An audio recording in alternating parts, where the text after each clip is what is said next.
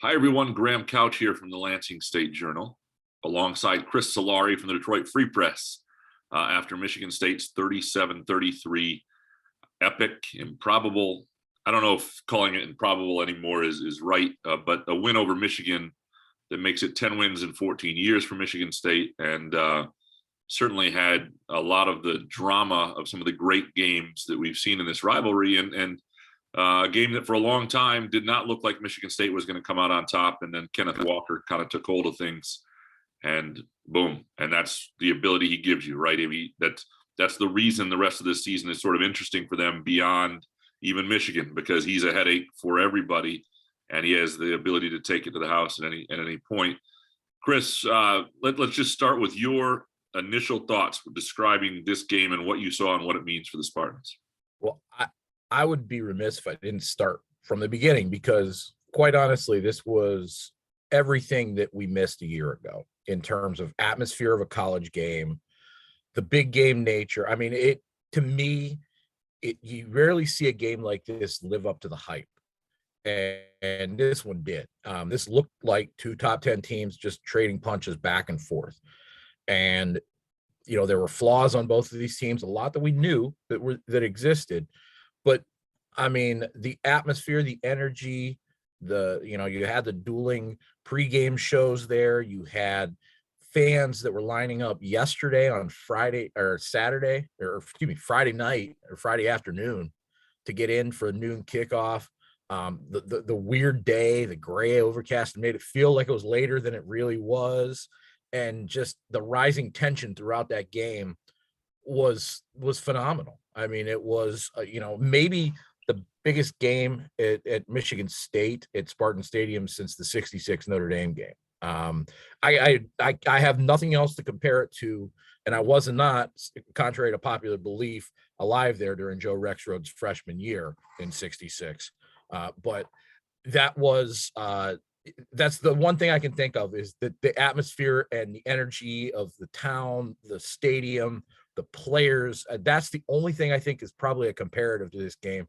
And my goodness, I mean, it was, if you're Michigan, you had them up 16 and you let it go. And credit Michigan State for grinding it out, because we're going to be talking about this game for tonight and quite a while, I think, in the coming years.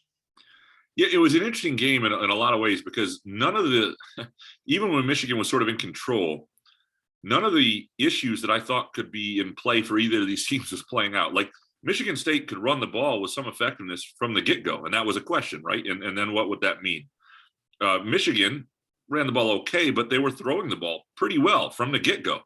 And so, like, the game that you sort of wondered if it would unfold, all the analysis you do ahead of time and everything wasn't really what was happening. And yet Michigan looked at the line of scrimmage a little better. And one of the things that's interesting, and I had to sort of remind myself of this.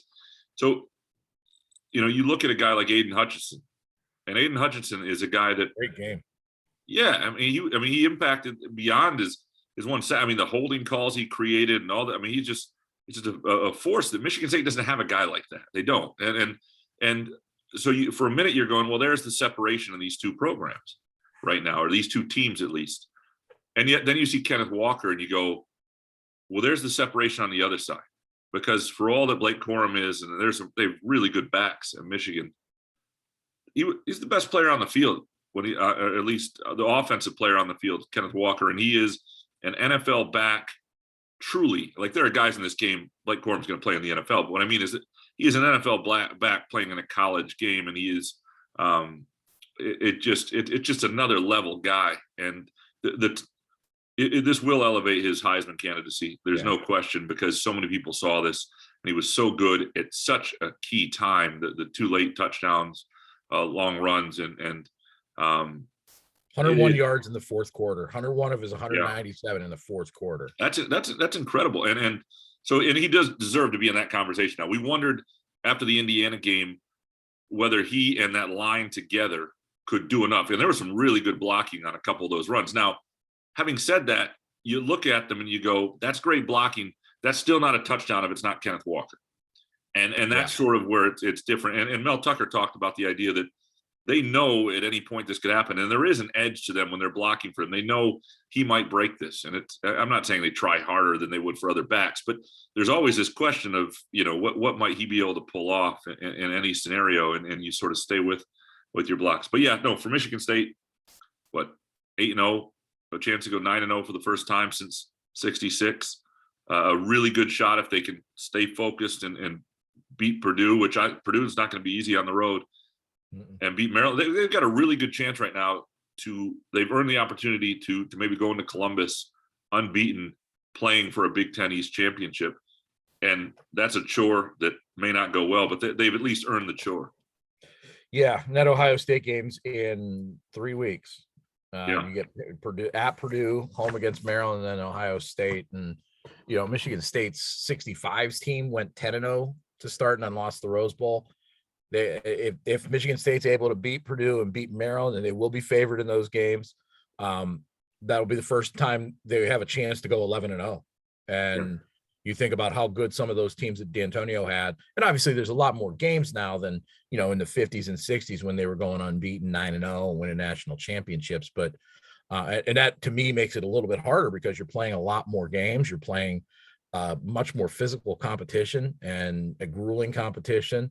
Purdue is nowhere near a gimme. Purdue can strike you at any point, particularly when you've got a pass defense that got gas for over 400 yards against Michigan. That wasn't really doing it through the air, and the blueprint's there. Run the crossing routes, run the screens, use your tight ends, and that was where a lot of those plays came from. Michigan. I mean, the Andrell Anthony first touchdown was just a crossing route, and he ran away from Angelo Gross and Xavier Henderson like they were stuck in mud. Holy smokes, Anthony looked good. And Henderson even said that he's like he ran right away from me. But the resolve that this team showed, and they keep talking about so what, now what, and move on to the next play and keep chopping. I mean, that's those are phrases, but you see the resiliency when they're down 16. You see the resiliency when they give up that 93-yard touchdown, or when Peyton Thorne throws 2 interceptions early and then doesn't turn the ball over, even though there were twice that he, 2 pivotal plays. Really, I mean, if Jarrett Horst doesn't dive on that one, that sets Michigan up in good field position, and that came after the fumble in the end zone that was recovered for a touchdown by Hutchinson that got overturned. I'm not sure where the ref saw it. It's a really close play. I mean, very close play. No I was question. surprised it got overturned. I thought it was one of those things they would stick with a call on the field. Like, I didn't think you'd overturn it either way, unless there was a video angle that we didn't see, which usually there isn't. But if they saw something else that was a little more definitive, I don't know. I mean, it's going to be a play that's debated on the Michigan side for quite a while, I'm sure, and embraced on the Michigan State side. And that's the nature of these games. That's the nature of replay. Michigan State benefited from a couple other replays with Jaden Reed catches. So they, there wasn't a bit of luck, but sometimes you create your own luck. Yeah, no, they were the better team in the last 22 minutes of the game or whatever. And I wanted to make sure I gave credit to the right guy. I was looking for this Josh Pate video and tweet of Mark D'Antonio after the game. I don't know if you've seen this yet, and it was it's really good. I retweeted it earlier, and it's just from behind to D'Antonio. You see his face at times. He's just watching MSU players celebrate, and there's just this satisfaction and this pride, I think, that was going on. Sort of the godfather, the grandfather of the program, to see that sort of thing and to create this dynamic against Michigan, which has taken hold over the last 14 years. He should because he took a lot of heat in his final few years, and particularly from the fans in 18 and 19 who thought he left the cupboard bare, the way and timing of his exit, how the fickle situation. But a lot of these guys, I mean, I wrote about this a couple weeks ago, Peyton Thorne, Jaden Reed, Jalen Naylor, Connor Hayward, all these guys that are making big impacts. Cal Halliday was one of his recruits. All the front 4, I should say. Drew Beasley coming back gave an emotional lift, and he played through probably, one of his teammates, I can't remember who it was. I think it was Halliday, said he probably shouldn't even have come back this quickly, but Tucker said he circled it on his calendar and said, I'm coming back for this game. Yeah. And he was there and he started. And I mean, those kind of things are hallmarks and staples of what D'Antonio built and the things that he cherished. And not have to go through a game prep week, and to be able to shake hands with Mel Tucker before the game and just kind of soak it all in. He deserves that moment, I think. Right. And there's no question that they lost steam. Like Michigan State was not going to win these last two games if Mark D'Antonio was still the coach. I mean, Tucker has brought energy and his staff and some new approaches. He's brought Jay Johnson, frankly, who I thought had an excellent game today outside of the last possession when they were trying to salt the game away and they got weird. And I was like, that could cost you the game, but then they get the pick by Brantley and they're okay anyway. But otherwise, I thought that first play might have had a chance, but then after that, I was like, well, like, I think they just kind of said, let's just ride the defense. Yeah, and it worked. It worked to be fair. But I thought he was really good in a couple settings. One, the 4th and 1 that leads to the long Jalen Naylor play. That's a play, I think it's underutilized. You see it sometimes, right? You misdirection behind the line. It looks like a running situation. And you need a few things. You need a running back people believe you're going to use. You need a quarterback you trust. You need weapons that people fear in the misdirection. And you need a receiver you trust to catch it. And I remember, for those who do a drinking game, when I mentioned Kalamazoo and Western Michigan, here's your opportunity. But the first time I ever saw it, was a 4th and 1 at Temple with Western Michigan and Greg Jennings. And it was like, I remember asking the coach, and he's like, yeah, we got nothing safer than Greg Jennings' hands right there. We're going to throw that play. And when you have a Jaden Reed and you have a Jalen Naylor, you have that opportunity, and you have a quarterback who you trust. So I thought that was a really key play call. I thought there was another one that led to the before the 58-yard run by Walker. There's a 3rd and 10 play to Jaden Reed, in which they sort of they moved the lineman away from Hutchinson, and they sort of froze him with Thorne kind of coming at him, and then threw that Reed had a little seam in there. I don't know what the exact play was, but he was able to get that first down, and that at a really pivotal time kept that drive alive. And I thought that was a really creative, important play call. And there were just a number of those things. I just thought that the pacing, the time right after the long play by Naylor, and they run up and they use tempo right away to get in the end zone. Like, there were just a lot of things that you don't always see. That tempo was better than and faster than I've ever seen Michigan State operate.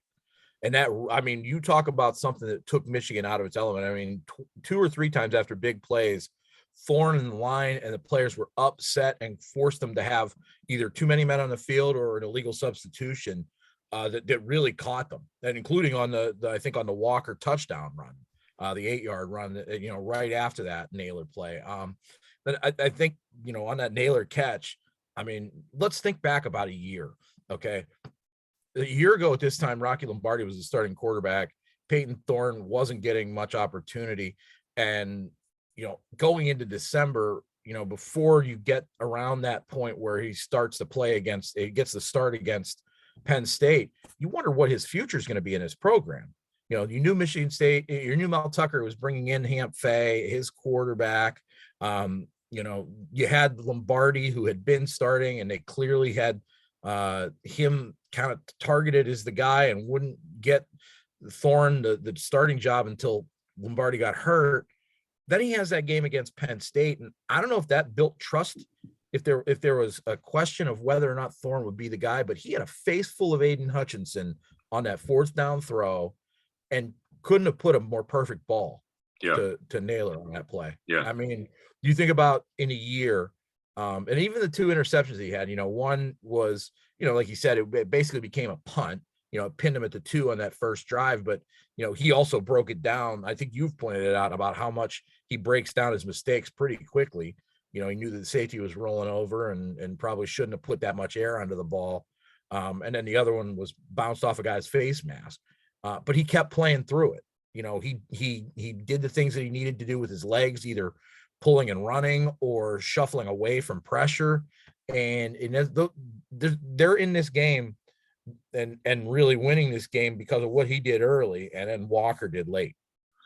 Well, I actually thought he was better in the second half too. I thought he Yeah. he was 6 for 7 in the third quarter. I think he I should say really, early in the second half. yeah. I see what you're saying. Yeah. I thought he was, and he hasn't always had great second half. So I thought that was an important step. And I think one thing that as you look at this team and their odds of pulling an upset against Ohio State, and as we record this, Ohio State, I don't know, let me check the score right now against Penn State. I know this makes for good live podcast. You know what I didn't hear today? While you look it up, I did not hear the term. I need to watch the tape first, so I'm going to throw it here because there's a lot of plays in this game that I really need to see back. Yeah. So Ohio State up 17-10 at Penn State, or against Penn State at home. Like, they're not drilling a Penn State team that's been struggling. So, I thought Penn State was playing Illinois tonight. So the question is can Michigan State on the right day play with Ohio State? And I think they can. I think the keys to those games are two things. One, keeping your mouth shut that week. You don't poke Ohio State. That's Which a they long. did this week. They kept their mouths shut pretty well, but they put the right guys in front of people too. Yeah. You want to be careful with Ohio State, but again, when you have a quarterback who's growing and developing and has at times and a great understanding of what's happening in front of him and why things happen and why they go wrong, you've got a chance. You just never know when he's going to take to the level that Thorne has a game that you go, whoa. You remember that game? And then when you have a Kenneth Walker, what that creates, the stress, the pressure, the ability against anybody. Because here's the thing, he is, as we talked about Aiden Hutchinson, he's that on offense. It doesn't matter what game he's in. It doesn't matter who the college football opponent is. He's a problem. And so, now the question can be raised whether they can block well enough to allow him to be a problem. And there's a couple games where that hasn't really been the case. But Michigan is not a bad defense, and they blocked well enough for him today, which, look, Ohio State's going to be heavily favored, and they should. And Ohio State's probably 80% going to win that game. But I think Michigan State has a outside puncher's chance. And it's just because they have, they need the right dynamics to be in play, but they have enough offensive weapons. That's where my if is. I mean, Jalen Naylor didn't play in the second half. We don't know what happened with his hand. It was heavily bandaged. I couldn't tell from up above if it was a cast, if it was just a heavy tape job, if it was the hand itself, or if it was the fingers, because the fingers were taped in the middle as well. So that's going to be a storyline moving into the Purdue week and beyond that, but particularly against Ohio State, because that's what Michigan State has lacked. Going against Ohio State is that speed and space that Ohio State has in abundance, on both sides of the ball. And that's what makes Michigan State's offense dangerous, is having not just one, but two guys like that with Naylor and Reed. There were some points where I thought that, the other receivers kind of vanished. And you could tell in the second half that Thorne knew that Naylor was out and basically told Reed, it's you and me. Just like in high school. And he even said that, there's points in games where they just have a look that they know when they're going to do it. Well, and he also knows he gets certain matchups, and it seemed like he got a few of them in the second half that he really liked with it. Because I thought they did a good job of taking Reed out of things. Michigan did in the first half for a while, and they had to go elsewhere. And Michigan's going to regret some drives that ended in field goals. They have a really good kicker, but they kicked a lot of field goals, and they but Michigan State's defense, because they got it. We've seen this. Yep.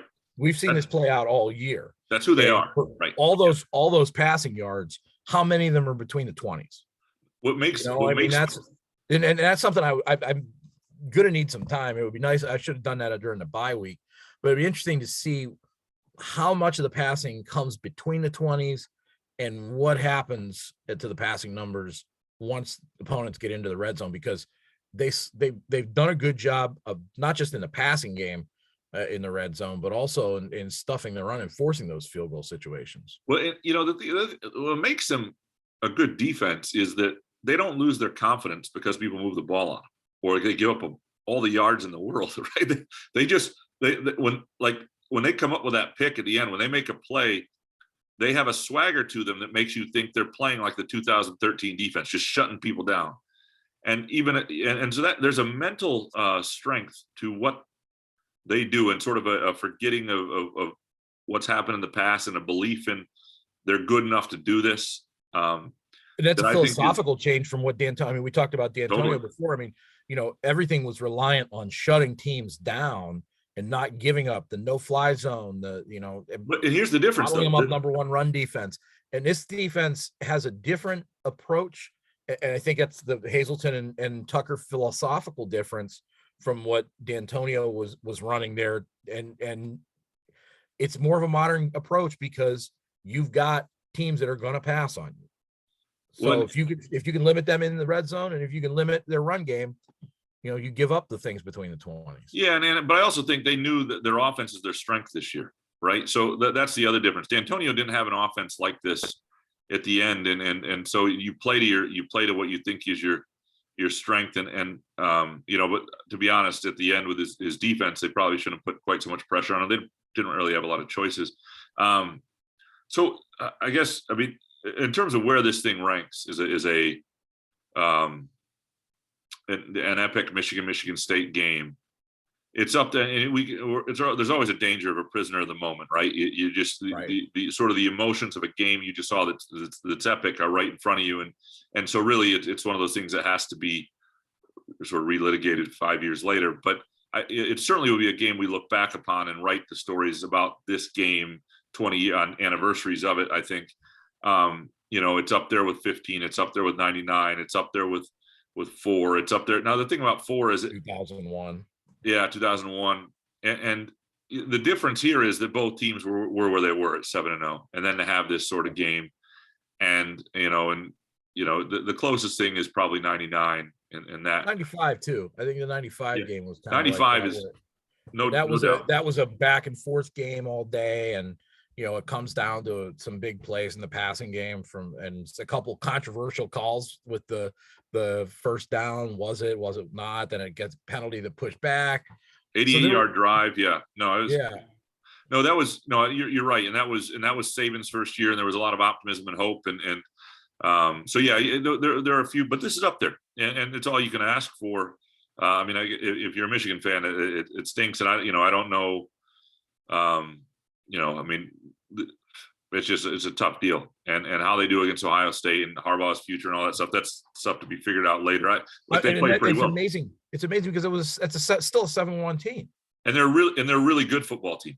Like they were in certain ways physically better than Michigan State in certain areas. And what's interesting about this MSU team is that's been the case several times now. It was the case against Indiana. It was the case against Nebraska, and they're 8-0. And so there was for parts of the game against Miami in certain facets, there were some questions there, but that there is something to this MSU team. And some of it, look, there's some luck that always goes into it. It's a charm season. They've stayed relatively, and we'll find out about Naylor, but the key guys have stayed relatively injury free, and those seasons don't always happen.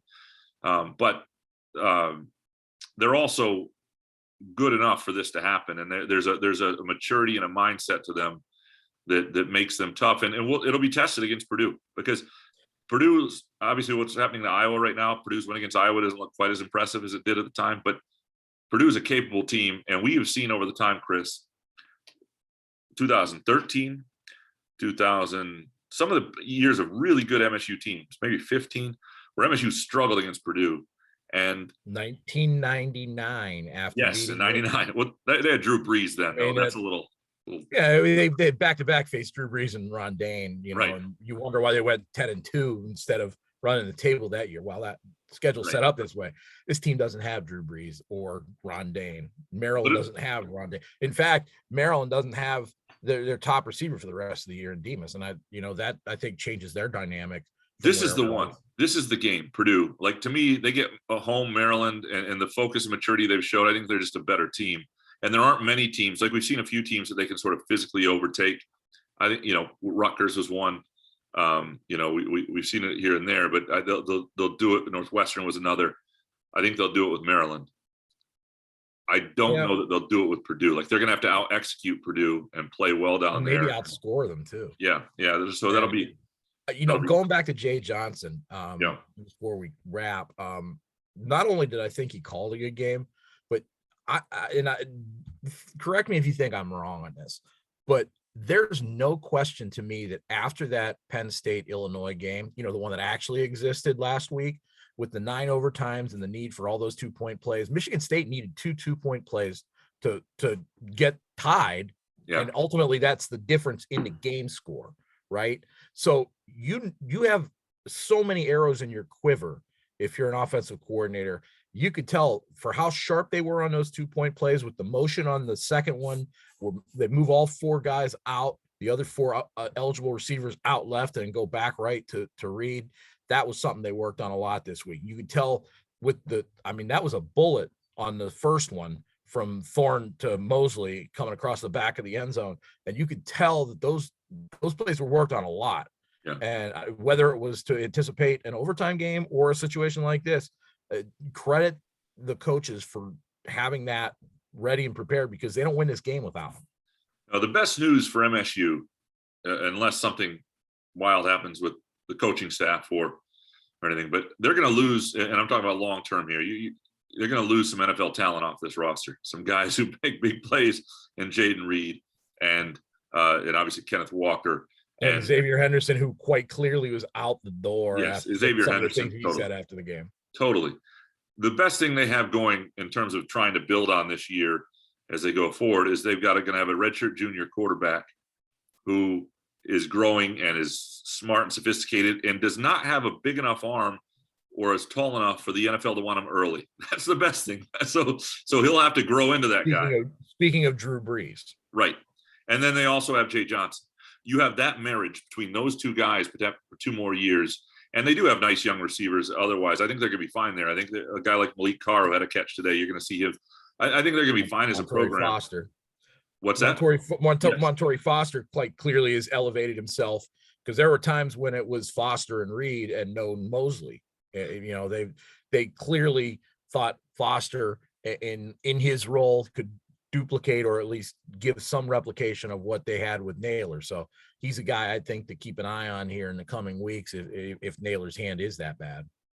That'll be interesting to see. Well, certainly football season marches on, right? This is one of those things where the euphoria hits a deadline and one side has to sort of recoup. And for Michigan State, which is a real dual sport school, if things go really badly against Michigan, it's like, your basketball's bouncing? Yeah, something like that, and things sort of change. It's not one of the things I love about the Michigan State fan base, and sometimes it's frustrating as a writer.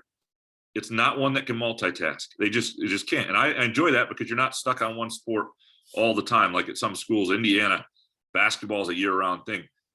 And I'm not saying there aren't pockets and, Moneyball is big and people get into the recruiting. And I'm not saying it's not there, but Michigan State fans will be on football early this week. They will struggle to move to basketball. And that'll be sort of an interesting component to watch. And this I thought Mel Tucker also, before we wrap too, I thought he sent a statement in a lot of ways without actually saying something. I thought the way that he approached what this game meant and talked about Michigan State being a football school. Yeah. Earmark that quote, because that was, he said something last year that nothing happens in his program without intent. And I don't believe that was said without intent. So I would, he believes that Mel Tucker believes Michigan State is a football school. And I know that he hears it from the basketball coach who says that all the time. That tells you something about what his thought about the Michigan State job is. One of the most important things about this arrangement at Michigan State right now is Tom Izzo's willingness to make a lot less money than Mel Tucker. I mean, he's a guy who is, for 25 years, built a consistent winner, been the most important, person at Michigan State. He just, in terms of brand and everything, he's, the winning and all that stuff. And Mel Tucker makes, $1.5 million more than him, and that may be different. Who knows what the end of this year. And Izzo is, I think, okay with that, and Izzo, Izzo's a hockey fan too. He weirdly probably thinks Dan Cole should probably make as much as him too. That's just sort of what it is. Youper in him. Yeah.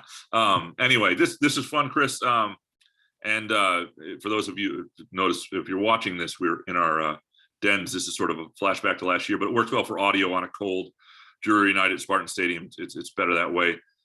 We'll have continued coverage at freep.com, at lsj.com, greenandwhite.com. Thanks for watching and listening.